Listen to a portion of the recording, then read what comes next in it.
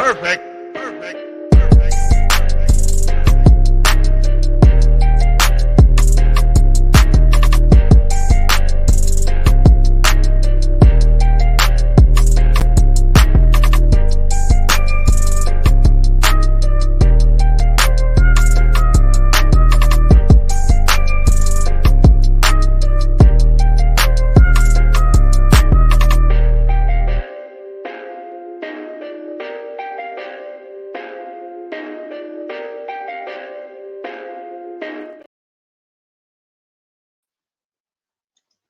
All right, everybody, what's going on? Happy Christmas Eve. Happy holidays to you. This is gonna be obviously our last show before Christmas. And then we'll be back after Christmas. We're gonna have our Bethune-Cookman season recap. Probably dropping Wednesday. SWAC Smoke live on Thursday, 6 p.m. Central, 7 p.m. Eastern. And then we'll have probably don't know what we're gonna do next week, but we'll get ready for the new year next week. So hey, got a couple things coming at you. Just keep rocking with us. Make sure you hit those socials. That way you'll know when your favorite team season preview drops. Uh, Facebook is Swag Talk, Instagram Swag Talk, Twitter Swag Talk 76. Don't forget to subscribe to the channel.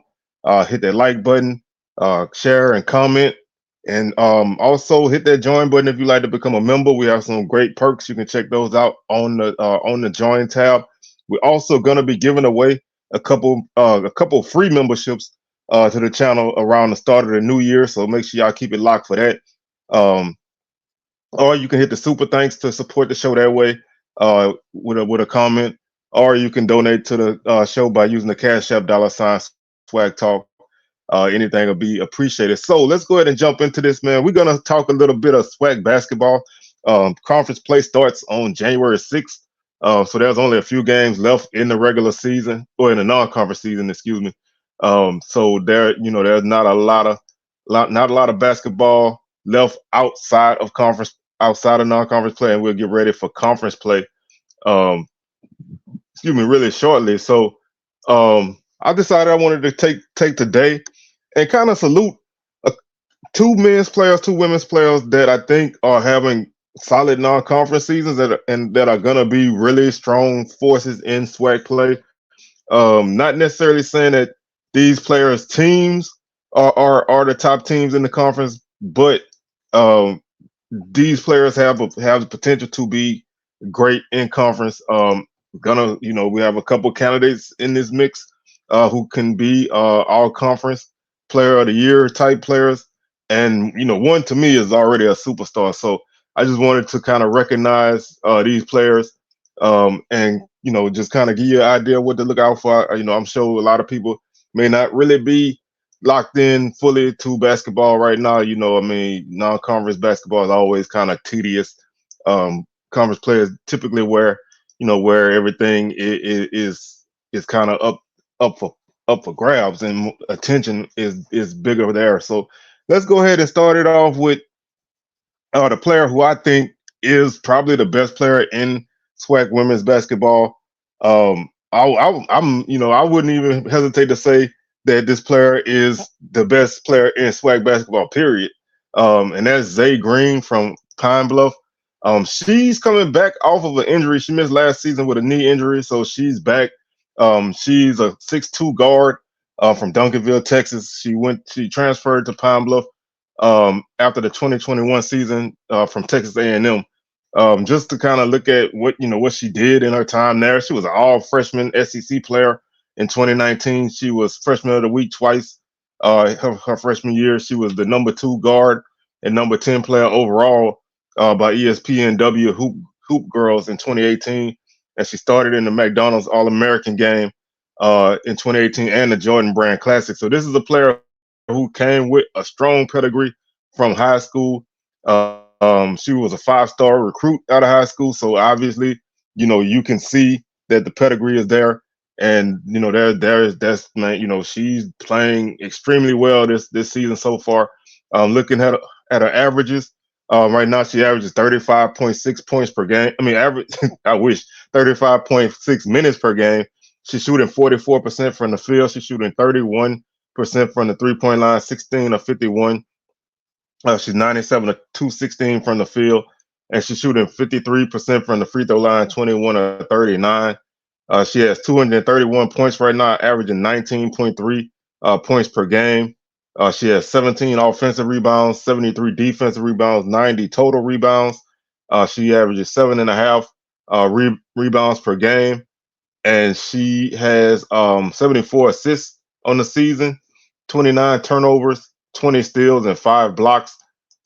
She's a legitimate stat sheet stuffer.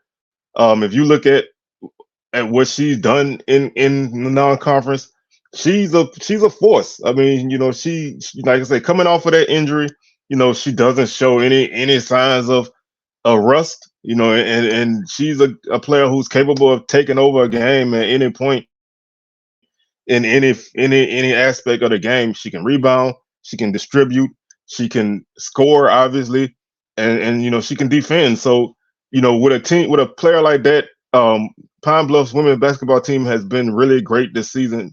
They have a pretty strong non-conference slate, and they've won their fair share of games, and they're gonna be a team to really look out for. And that's they're a tall team. I mean, she's a 6'2" guard, so they have a lot of height that causes matchup problems. But looking at her numbers in the conference, she leads the league in scoring, like I said, at 19.3 points per game.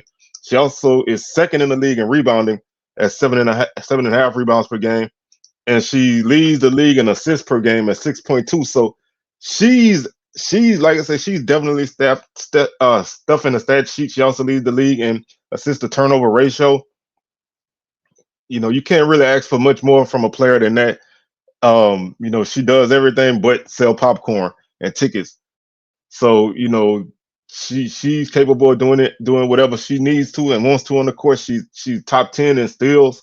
Um, just a tremendous player all around. And I enjoy seeing her put in work. Her season highs, 26 points came against Oregon State. She she had a season high 41 minutes against Tulsa. She made 11 field goals against Oregon. She attempted 23 against Oregon State. She made four threes against Arkansas Baptist. She attempted 9 threes against Oregon State. She made 9 free throws against SMU. She attempted 16 also against SMU. She had 13 rebounds against Texas A&M, Texarkana. She had 16 assists against Arkansas Baptist, 2 blocks against Arkansas Baptist, and 6 steals against Arkansas Baptist. So as you can see, she does it all, and there's no way you can make a list of any great player in this conference and not have her on the list. So obviously that's a no-brainer to have her as somebody to look out for. But you got to give recognition when it's due. The next player that we have on the list is a name that you may not have heard before, and that her name is Shadiman McKnight. She plays for Mississippi Valley. She transferred in from Southern Arkansas Tech. She's a 5'7" guard. She's from Bossier City, Louisiana. She's a junior. In this season so far, she is averaging. Let's pull this. Let me get this right. That messed up. All right, so far this season, she is one of the key cogs in this Valley team. She averages 14 and a half points per game. She averages 26 minutes per game. She shoots 36% from the field, 59 of 162. She's 17 of 54 from the three-point line, shooting 31%. She shoots 68% from the free throw line, 24 of 35. She has 159 points in 11 games, which she started all 11 games. She has 14 offensive rebounds, 33 defensive rebounds, 47 total rebounds. She averages 4.3 rebounds per game. She has 40 assists, 44 turnovers, 31 steals, and 1 block. She leads the team in scoring. She leads the team in scoring. She leads the team in rebounding. She is one of the top 3-point shooters in terms of players with multiple attempts. She is one of the top 5 players on the team in field goal percentage, and she leads the team in assists. and she also leads the team in steals. So she's a player who definitely does it all for Valley. She can, she can hurt you in a multitude of ways. Right now, in conference, she's fourth in the league in assists, 3.6 per game. Um, she she's eighth in assist to turnover ratio at point 0.9 assist to turnover ratio. She she's basically fourth in 3 pointers made per game at 1.5 per game. Like I said, she shoots 31%, and she is top 10 in scoring. She's number 3 in scoring in the conference right now at 14.5 points per game. When you have a team like Valley, you need those kind of players that can do it all. Valley doesn't have a lot of talent on the team, and so somebody has to be the front runner. And right now, she's leading the pace. Her season highs are 21 points per game. 21 points came against Lipscomb. She had 36 minutes against Texas A&M. She made 8 field goals against UAB, excuse me. 22 field goals against LSU. Three threes made against Texas A&M. She attempted 10 against McKnight. She made 5 free throws against ULM. She attempted 6 against ULM. She had 8 rebounds against UAB. She had 10 assists against McNeese, and 1 block against Lipscomb, and 5 steals against UAB. So as you can see, again, this is another player who can be electrifying.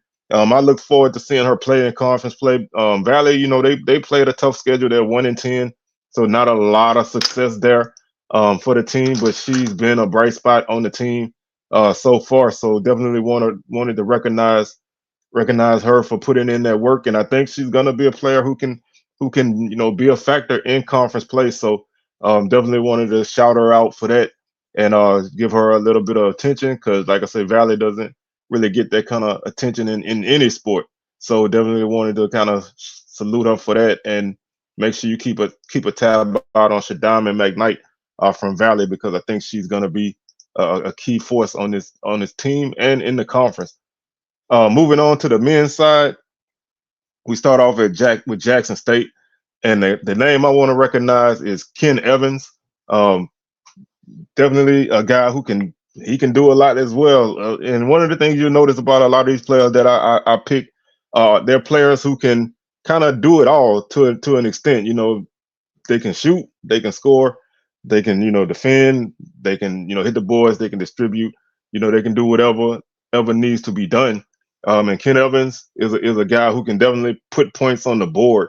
And we'll talk about that when we get to him in his season highs. He's a 6'5" guard. He's a redshirt junior. He's from Jackson, Mississippi. So you always want to. It's always great to see those local guys do well on their home teams. And he's more than capable of putting those points on the board for a team who has been very, very solid this non-conference slate. Right now on the season, he's averaging 33 minutes per game. He shoots 43% from the field, 67 of 155. He's 23 of 50 from the 3-point line for 46%. Like I said, shoots 43% from the field, shoots 76% from the line, 60 of 78. So he's a guy who's capable of scoring at all 3 areas of the court. Definitely a great 3-point shooter. Shooting 46% is definitely a very, very high number. He doesn't really take a lot. He doesn't take crazy threes, but he shoots a good amount, and he makes a good amount.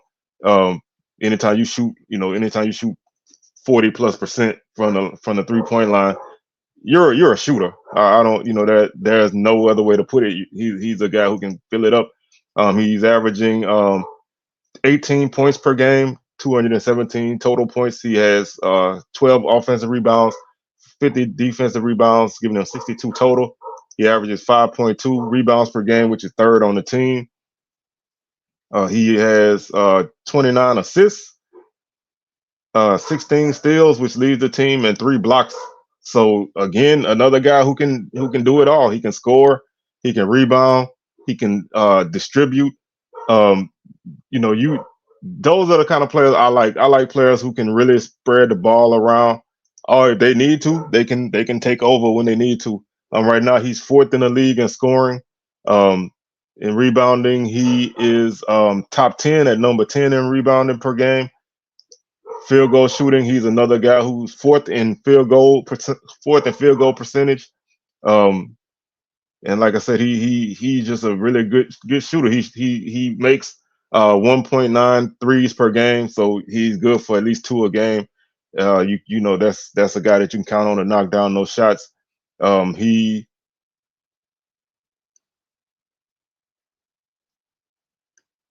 Sorry, I lost it. And why is this not working? Let me see if I can get back to my. All right, looking at some of his season highs, he has a season high of 33 minutes, 33 points against Loyola Marymount. He played 40 minutes against Georgetown. He made 11 field goals against Loyola Marymount, 19 attempts against Loyola Marymount. He made 5 threes against Gonzaga. He attempted 7 against Gonzaga. So as you can see, he doesn't really shoot a lot of threes per game. I mean, 7 is not a crazy amount, but he's more than capable of knocking down the ones he takes. He made 12 free throws against Arkansas State. He attempted 13 against Arkansas State. He had 10 rebounds against Gonzaga, 5 assists against Tulsa. He had a block against Gonzaga and 3 steals in a win against Missouri. Um, just to highlight his numbers in the Missouri game, he played 38 minutes. He was 3 of 6 from 3-point line, 1 for 2 from the free throw line. He was 8 of 15 from the field. He had 4 rebounds, 2 assists, 3 steals, and 20 points in a road win against Missouri. So that's definitely a guy that you can really look at, can get it done. And again, I said it once, I'll say it again. He doesn't shoot a whole lot of threes. He's shot 7 threes twice this season, and 6 threes 2 times. So he typically shoots between 3 and 4 threes a game. And he's had a couple games where he hasn't made any, but he typically shoots between 3 and 4 threes a game. So he's really efficient with his shooting. He doesn't really take a lot to make a lot, and that's what you want from a player. He can definitely be a force. He has good size at 6'5", so he can play on the perimeter, and in the SWAC, at 6'5", you can definitely get inside and do some work there as well. Um, Playing on a JSU team that is they're playing very well right now. They're going to be a tough team to beat.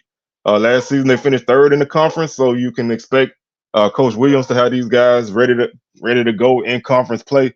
Um, just a player that I really like to watch. So if you haven't really seen JSU play, you definitely want to watch them. Like I said, this is a team that has, they're a pretty even sized team. They have a couple 6'9" guys, but they're all typically between 6'2" and 6'6". So they can kind of be versatile that way, and they play pretty strong basketball. So Ken Evans again is my first SWAC men's player to look out for, and my next guy to look out for is a different type of player. He's a guy that I do like a lot. I liked him a lot last season. He was a guy who could um, really do some damage inside for you, and that's Jeremiah Kendall from Alcorn.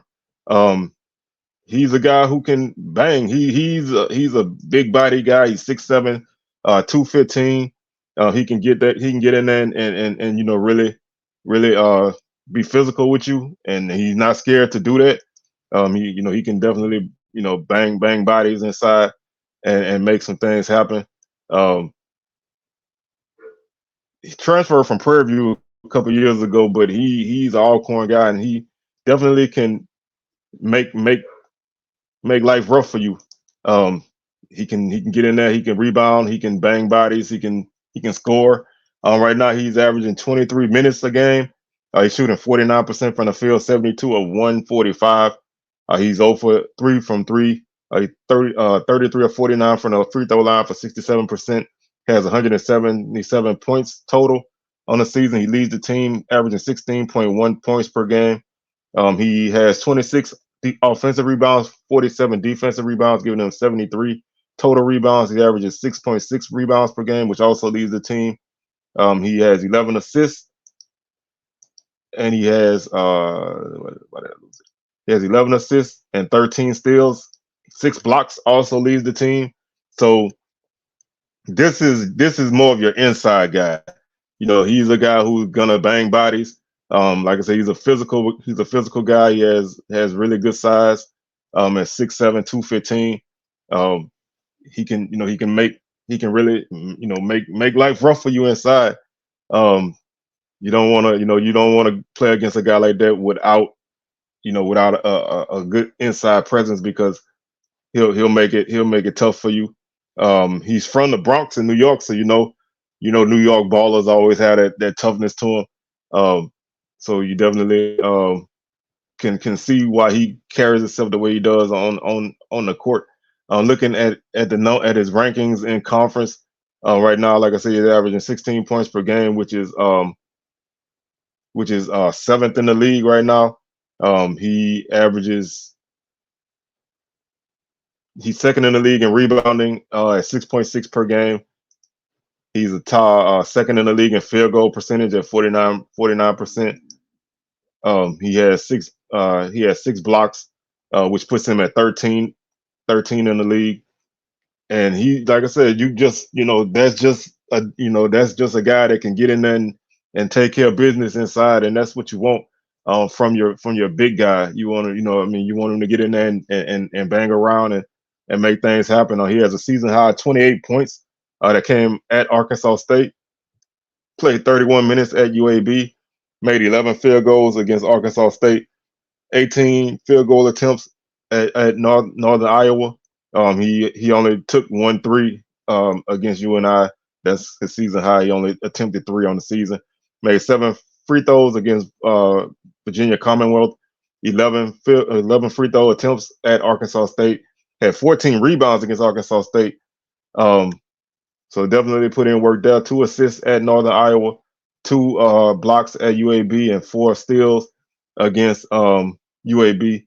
Looking at his numbers in that Arkansas State game where he had the 14 rebounds, he also had a double double in that game. Um, so you like to see that. He's a guy who can really get in there and make some things work uh, in any aspect. He can be a double double machine. In conference play, he can typically rack up a few double doubles in conference play. In that game, he finished. What he had 28 and 14. So that's a damn good game. Pardon my French. Um, that's a really really good game. 28 points, 14 rebounds. You really that's what you want in a game in a guy that you can count on getting the ball inside. When you got Alcorn has strong guard play, and they typically don't turn the ball over a lot. They have had a rough go of it this season. They're only 1-12. They will be tough in conference. But a guy like this can definitely help you. I feel like having a guy that can, rebound and score inside for you, it helps you especially in conference play when you're on the road. A lot of times your shots don't really fall on the road.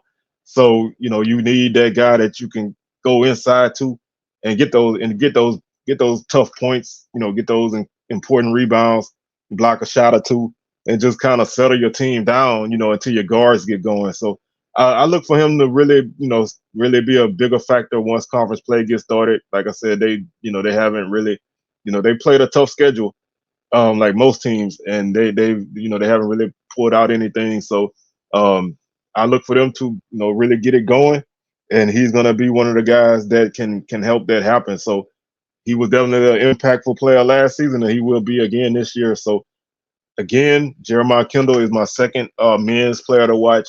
And like I said, there's tons of other guys and girls to look out for, but those are a few players that I wanted to recognize because right now, we're wrapping up non-conference play, so kind of want to get you uh, ready for conference play as the calendar turns to another year. Just looking at the standings right now, Bethune-Cookman. This is on the men's side. Bethune-Cookman and Prairie View are both 5-6. Pine Bluff is 5-8. Bama State is 4-7. Southern is also 4-7. Jackson State is 4-8. FAMU is 2-8. Grambling 2-10. Texas Southern 1-9. Alabama A&M 1-11. Alcorn 1-12, and Valley is 0-11. Want to take a quick look at the women's standings before we get up out of here. As soon as I get it, should have had that already for that, but you know how they go. Like I said, so the women's, I would say this season has been a really successful season for both men and women. Winning some games out of conference, winning some D1 games.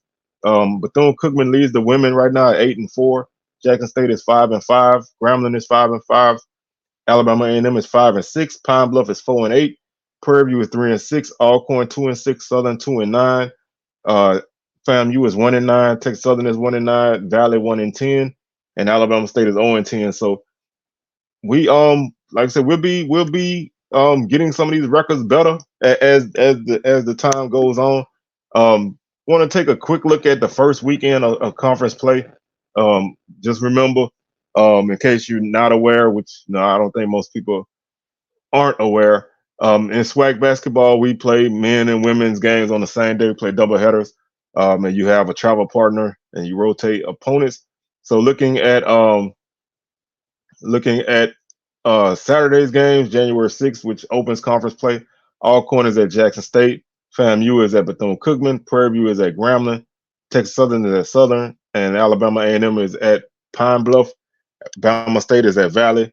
Monday, Valley hosts Alabama A&M. Pine Bluff hosts Alabama State.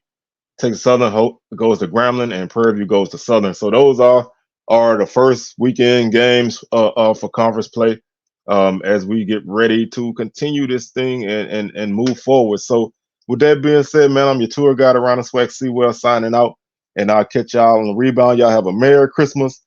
Be safe, and we'll catch y'all later on in the week. Peace.